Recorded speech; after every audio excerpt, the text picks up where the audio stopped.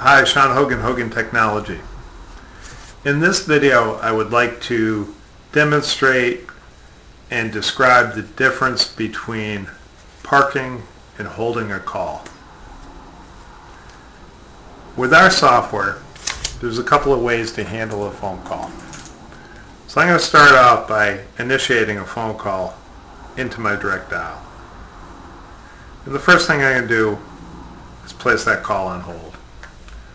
So, call comes into my phone, I can answer that call.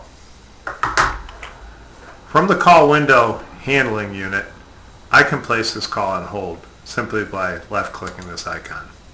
You can now see this caller is on hold, and I can retrieve this call simply by pressing my hold button on my phone or by pressing the retrieve icon on my Mixi window. The important thing to remember with this software is that a held call on our system is held for this station only. It is not held for others. This is a call held meant to be retrieved from the station where it was put on hold. Simply by clicking the retrieve or by pressing the hold button on the phone itself. So now I'm back live on the phone call. I would put a call on hold if I meant to come and retrieve that call again here. If I had to go talk to somebody and come back to my phone, I would place that call on hold because I don't want anybody else picking up that call because I want to deal with that call. Now, in turn, if I'm on a conversation with somebody and they say, hey, can you get me over to Dan? I'm done talking to you. I have a question to ask for Dan. I would not place this caller on hold. I would simply come over to my park icon and I would park the call. There's two ways to park. You can park from the call window on the software, or you simply can press the park button on your display on the phone. In this case, I'm going to press the park button on the software. You'll see what happens.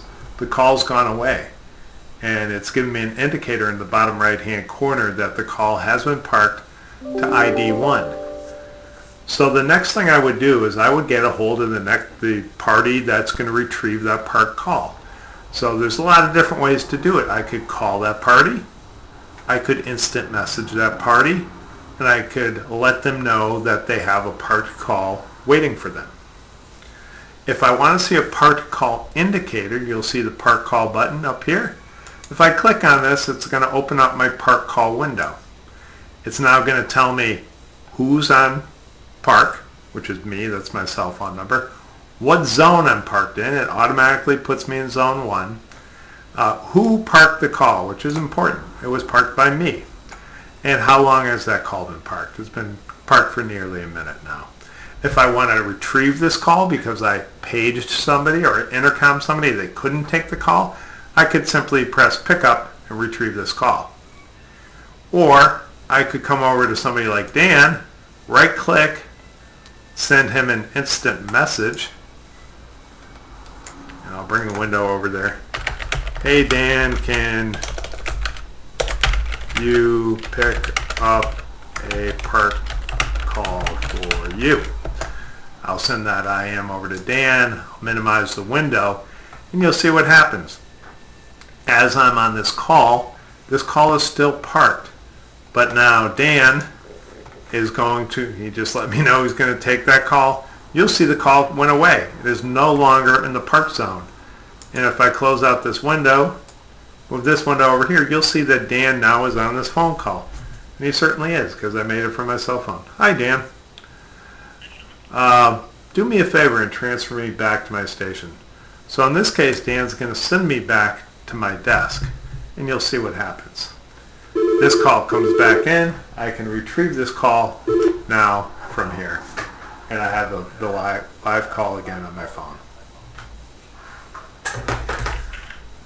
So, to reiterate, the big difference between a parked call and a held call is that the call on hold is simply for the party that put it on hold. It's meant to be retrieved by the person that put it on hold.